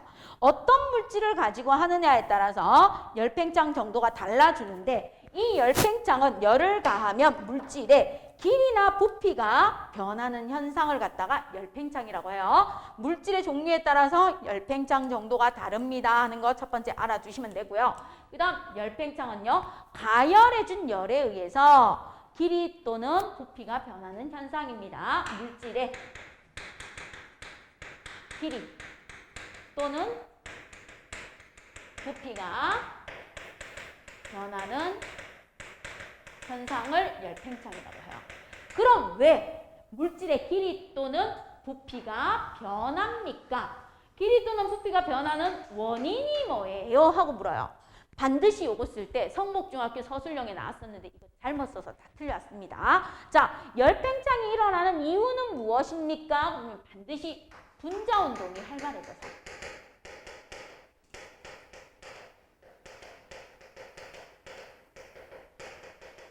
분자운동이 활발해져 분자 사이의 거리가 뭐 했기 때문에? 멀어지기 때문에. 이거 반대로 써서 틀린 친구들 많아요. 자, 열팽창에서 물질의 길이 또는 부피가 변하는 이유는요. 분자운동이 활발해져요. 열을 받았으니까.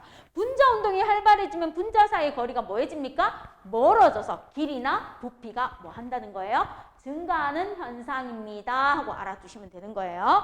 그리고 일반적으로 열팽창 정도는 어떻습니까? 그러면 일반적으로 열팽창은 고체보다 액체가 열팽창이 더 크고요. 액체보다 누가 더 크다?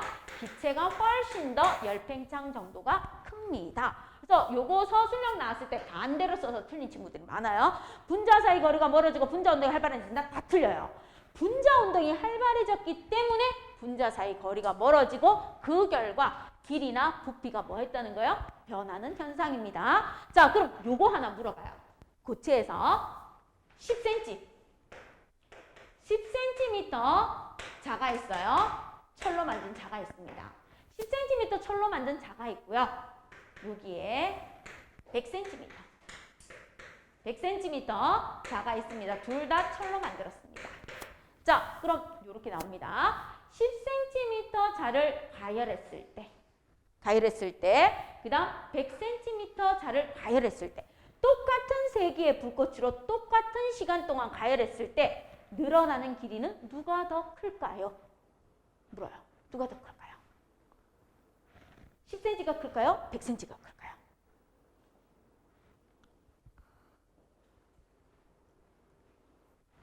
자, 똑같은 철이에요. 똑같은 자예요. 얘는 10cm로 잘랐고 얘는 100cm로 잘랐어요. 그리고 똑같은 시간에 똑같은 불꽃으로 똑같이 가열해줬어요. 그럼 열량이 똑같다는 거예요. 열량이 똑같을 때 열팽창 정도는요. 길이가 짧은 아이보다 길이가 긴 아이가 열팽창 정도가 더 크대요. 알겠죠? 그래서 똑같은 물질이지만 길이가 짧은 아이보다 길이가 큰 아이가 열팽창 정도가 더 큽니다. 자, 그 다음 가운데 이렇게 엽전처럼 동그라미가 이렇게 되어 있는 아이가 있어요. 구멍이 뽕 뚫린 아이가 있어요. 그럼 내가 얘를 가열해줍니다. 밑에서 일정한 불꽃 세기로 가열을 해주면 어떻게 됩니까? 하면 안쪽 원은 바깥쪽으로 이렇게 커지고요. 바깥쪽 원은 바깥쪽으로 이렇게 더 커집니다. 그래서 둘 다 바깥쪽으로 더 커져요. 됐죠? 이 원리를 이용한 게 무엇입니까? 그럼 요거 우리 쇠고리 이렇게 있는 아이 있죠? 손잡이 있는 거. 그 다음 여기에 이렇게 손잡이 있으면서 쇠굿을 이렇게 담겨져 있는 아이가 있잖아요. 그럼 얘가 처음에는 여기다 갖다 대면 딱 맞아요. 안 빠져요. 안 빠지는데 얘만 내가 가열을 해줘요. 그럼 열팽창을 해서 이 구멍이 넓어지니까 얘가 뭐합니까? 쏙 빠집니다. 이게 고체의 열팽창이에요. 알겠죠? 이렇게 쇠굿을 하고 쇠굿을 손잡이 갖고 처음에는 이렇게 했을 때 딱 맞아서 안 되는데 얘만 가열해주면 얘가 바깥으로 커지면서 얘가 쏙 하고 빠져줍니다 하고 알아두시면 돼요. 이게 바로 무엇의 원리를 이용한 겁니까? 고체의 열팽창을 이용한 겁니다. 자, 그럼 고체의 열팽창을 이용했는 가장 대표적인 거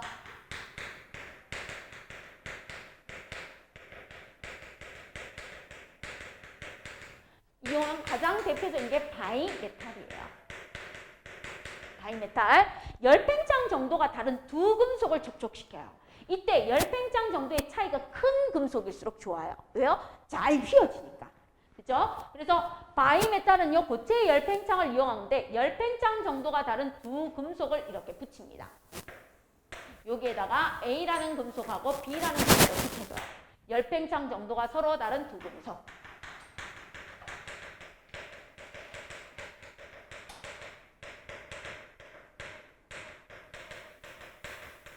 두 금속인데 열팽창 정도가 누가 더 큽니까? 하면 A가 B보다 더 커요. 열팽창 정도가. 자, A하고 B하고 똑같은 금속 두 개를 붙였는데 열팽창 정도가 다른 아이를 이렇게 갖다 붙여놔요. 이렇게 갖다 붙여놓고 내가 밑에서 똑같이 가열을 해줘요. 똑같이 가열해주면 열팽창이 큰 아이가 많이 늘어나요. 작은 아이가 적게 늘어나니까 많이 늘어난 아이가 작게 늘어난 아이 쪽으로 휘어집니다. 자, 그럼 여기에서 이제 뭘 합니까? 그러면 그대로 가서 설명드릴게요. 보세요. 자, 열팽창이 큰 A하고 B하고 있는데 내가 밑에서 똑같이 뭐 해줬어요? 가열을 해줬어요. 가열을 해주면 열팽창이 큰 A가 쭉 늘어나요. 그럼 가열을 해주면 어떤 일이 납니까? 열팽창이 큰 A가 쭉 늘어나서 열팽창이 작은 어느 쪽으로 휘어진다? B 쪽으로 휘어집니다. 자, 가열을 해줬을 때는 열팽창이 큰 금속 A가 열팽창이 작은 금속 뭐로? B 쪽으로 휘어집니다. B 쪽으로 휘어져요. 그래서 열팽창이 큰 아이가 많이 늘어나서 작은 아이 쪽으로 휘어집니다. 됐어요? 자, 그 다음에 냉각을 시켜요. 자, 둘 다 A, B인데 여기 위에다가 뭘 갖다 올렸다? 얼음을 갖다 올렸어요. 얼음.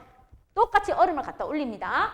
그럼 냉각을 시키기 위해서 얼음을 갖다 올리면 어떤 일이 일어납니까? 하면 열팽창 정도가 큰 금속이 쑥 하고 줄어들어요. 열팽창이 큰 금속은요, 잘 늘어나고 잘 줄어들어요. 고무줄과 같아요. 쑥 늘어나고 쑥 줄어듭니다. 그럼 냉각을 시키면요, 열팽창이 큰 금속이 열팽창이 작은 금속보다 수축을 많이 해요. 그러면 이렇게 휘어져요. 이렇게. 수축을 많이 하는 A 쪽으로 이렇게 휘어집니다. 그래서 이렇게 되는 이유는요, 열팽창이 큰 금속 A가 뭐였기 때문에? 많이 수축했기 때문에요. 많이 수축해서 A 쪽으로 뭐 합니까? 휘어집니다. 전부 다 열팽창이 큰 금속 때문에 나타나요. 열팽창이 큰 금속이 많이 늘어나서 B 쪽으로 휘어지고요. 열팽창이 큰 금속이 많이 줄어들어서 A 쪽으로 휘어집니다. 항상 누구 때문에 원인이 생긴다? 열팽창이 큰 금속 때문에 생겨주는 게 고체의 열팽창입니다. 이거를 이용해서 바이메탈이 자동 온도 조절 장치예요. 자동 온도 조절 장치로 전기 장판에도 있고요. 그 다음 우리 전기 밥솥에도 있고요. 그 다음에 화재 경보기에도 있고요. 다리미에도 있는 거예요. 이런 아이들이 바이메탈이 들어가 있는 겁니다. 자, 그 다음 이제 고체의 열팽창을 고려해서 우리가 뭘 해줘야 됩니까? 하면 이게 있어요. 다리 이음새에 이렇게 틈을 두는 거예요. 틈. 그리고 철로에 반드시 틈을 둬야 돼요. 철로 몇 미터마다 틈이 있어야 돼요.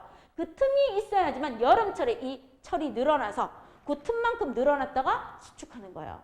그런데 가끔씩 여름철에 40도씨 이상의 폭염이 지속되면 기차가 탈선했다는 뉴스가 나오죠. 그거는 이 틈보다 철이 더 많이 팽창한 거예요. 그러니까 휘어져서 기차가 뭐 하는 거예요? 탈선하는 거예요. 그래서 철로에 틈이 있어야 되고 다리 이음새에 틈이 있어야 되고 우리 가스관 있죠. 아파트에 이렇게 보면 도시가스 지나오는 간도 디귿자 모양의 구멍 모양이 있어야 돼요. 열팽창을 방지하기 위해서. 송유관도요. 러시아에서 유럽으로 보내는 송유관도 반드시 U 트랩이 있어야 돼요. 그래야지만 그 U 트랩만큼 액체의 열팽창을 고려하거나 기체의 열팽창을 고려해 주기 때문이에요. 그리고 음료수병에 음료수를 가득 안 담는 이유도 액체의 열팽창 때문입니다. 만약에 음료수병에 음료수를 가득 담아 놓으면 여름철에 온도가 높아지면 음료수가 자동으로 뻥 하고 터져요. 분자 운동이 활발해져서. 그래서 여름철에 주유를 할 때는요.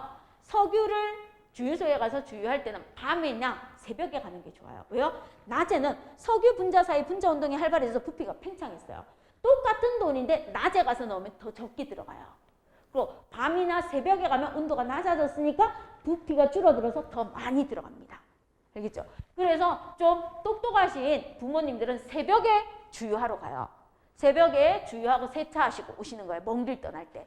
그게 더 기름이 많이 들어갑니다. 온도가 낮을수록 분자 운동이 뭐하니까 둔해져서 부피가 감소하기 때문에. 열팽창을 고려한 겁니다. 자, 그러면 이런 고체의 열팽창을 이용하는 우리 생활도 있지만 두 번째 누구도 있습니까? 그러면 액체의 열팽창을 이용한 경우도 있어요. 물질의 종류에 따라서 열팽창 정도가 다른데 액체의 열팽창을 이용하는 가장 대표적인 게 온도계예요. 온도계. 무슨 온도계가 있습니까? 하면 알코올 온도계. 그 다음 무슨 온도계가 있습니까? 하면 수은 온도계. 요즘은 전자온도계예요. 쭉쭉 대주는 거. 자, 알코올 온도계와 수은 온도계가 액체의 열팽창을 이용한 대표적인 온도계입니다. 그렇죠? 알코올 온도계는 여러분 많이 봤을 거예요. 학교 배겹상 가면 그 밑에 빨간색 이렇게 잉크 들어있어서 온도 쭉 올라가는 선으로 보이는 거. 그 다음 수은 온도계는요. 병원에 가면 애기들 이렇게 요즘은 전기로 이렇게 삑하고 삑하니까 상관없는데 옛날에는 이렇게 입에 넣어주는 조그마한 온도계 있어요. 수은 온도계. 그리고 겨드랑이에 이렇게 끼워주는 온도계. 그게 수은 온도계예요. 그럼 이런 온도계도 액체의 열팽창을 고려해서 만들어준 겁니다. 그리고 액체의 열팽창을 고려해서 음료수병에 음료수는 가득 담는다, 안 담는다? 안 담는다는 거. 액체의 열팽창을 고려해서 송유관 같은데 U자 트랩이라든지 구분형을 준다는 거. 이런 것들이 열팽창을 고려해서 나타나는 겁니다. 그러면 이런 경우 있어요. 엄마가 설거지 하다가 위에 밥그릇하고 아래 밥그릇이 낑겨서 어떻게 돌려도 안 나와요. 이럴 때 있습니다. 그럼 열팽창의 원리를 이용하세요. 아래쪽 그릇에는 뭘 해주면 돼요? 따뜻한 물에 넣어주고요. 안쪽에 있는 그릇, 안 빠지는 그릇에는 얼음물을 넣어주면 돼요. 그럼 안쪽에 있는 그릇은 얼음물이 들어갔으니까 수축하고 바깥쪽은 따뜻한 물이 들어갔으니까 팽창하니까 뽕 하고 빠집니다. 여기 있어요? 쉽게. 그 다음 잼 같은 병 있죠? 잼 같은 유리병이 있잖아. 유리병에 병 뚜껑이 붙어 있을 때 엄마가 가끔 못 열 때 있을 거야. 이게 막 안 열릴 때는 뭐 하면 됩니까? 하고 보면 잼 유리병에다가 무엇을 부어주면 돼요? 뜨거운 물을 부어주면 돼요. 그럼 유리가 팽창하는 정도보다 뚜껑인 금속이 팽창하는 정도가 더 빨라요. 그래서 뽕 하고 쉽게 열립니다. 그죠? 열팽창 정도를 우리 일상생활에 이용하는 방법 중에 하나입니다. 알겠습니까? 이런 것들을 이용해서 해주면 되고요. 그 다음 우리가 건물 지을 때 대표적인 거. 안에다 철근 막 쫙쫙쫙 넣고 그 다음 레미콘 차서 콘크리트 딱 붓고 한층 올라가고 철근 막 쌓고 거푸집에 레미콘 쫙 붓고 또 한층 올라가고 막 이러죠. 그러면 이 철근이 여름철에 팽창하고 수축하는 정도나 콘크리트가 팽창하고 수축하는 정도가 거의 비슷해요. 그래서 건물을 안정하게 지을 수 있는 겁니다. 그 다음 여러분 중에서 충치 예방 때우러 가봤어요? 충치 예방 때우러 가면 가장 대표적으로 뭐로 때우라고 해요? 금으로 때우라고 하죠. 그렇죠? 왜 어금니를 금으로 때우라고 합니까? 하면 금이 우리 인체에 치아가 팽창하는 정도와 가장 유사해요. 그래서 금으로 때웠을 때 가장 튼튼하고요. 어금니는. 그 다음 두 번째 나오는 게 요즘 치아 색깔하고 비슷한 아이가 있어요. 세라믹. 두 번째가 세라믹이에요. 그 다음 세 번째가 좀 저렴한 은색 나는 거. 납 들어가 있는 아말감으로 때우세요 하는 게 나와줍니다. 이것도 열팽창 정도를 뭐 한 거예요? 고려해서 우리 일상생활에서 해주는 겁니다. 되겠어요? 자, 그럼 옆에 있는 문제 마무리로 풀고요. 공부할 수 있는 시간 조금이라도 드릴게요. 옆에 있는 문제 5개만 풀어보세요.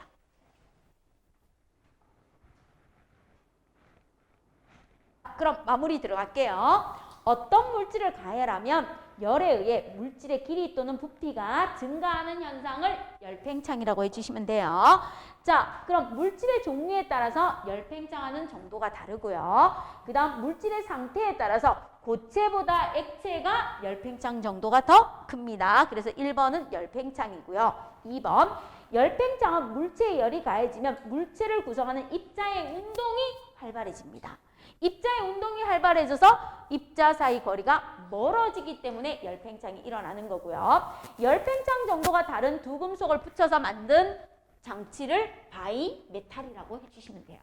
자, 그러면 A하고 B, 열팽창 정도가 다른 두 금속을 가열했더니 A 쪽으로 휘어졌대요.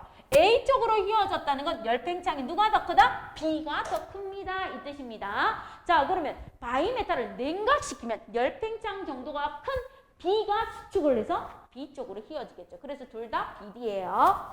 자, 열팽창에 의한 현상으로 옳은 것은 O, 옳지 않은 것은 X를 해주세요. 겨울철에 전기줄이 늘어나는 게 아니고 겨울철에 전기줄이 팽팽해져요. 여름철에 전기줄이 늘어납니다. 그래서 한전 공사자가 띨띨한 놈이에요. 띨띨한 놈이 뭐 하는 거예요? 여름철에 전기줄을 팽팽하게 해놨어요. 그럼 겨울철 되면 전기줄 다 끊어져요. 알겠죠? 그럼 멍청한 아이가 있을 때는 항상 전기줄 공사는 겨울철에 시키면 돼요.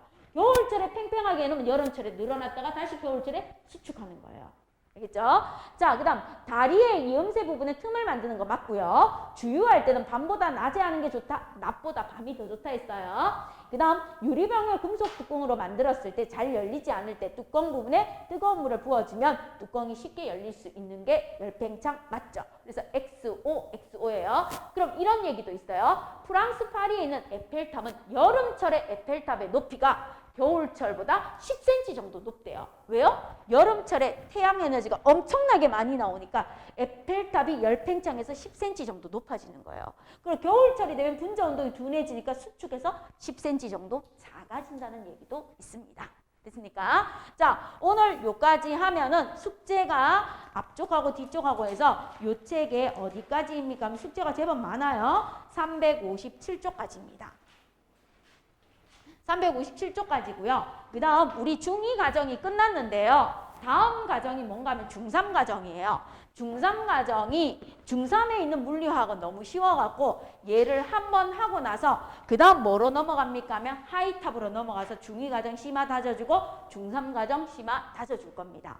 이렇게 해서 들어갈 거고 중3 과정의 물화는 한 7주 정도 해가지고 이렇게 끝날 수 있어요. 7주, 8주 해가지고 중3 과정에 있는 건 중2 과정보다 훨씬 더 쉬워요.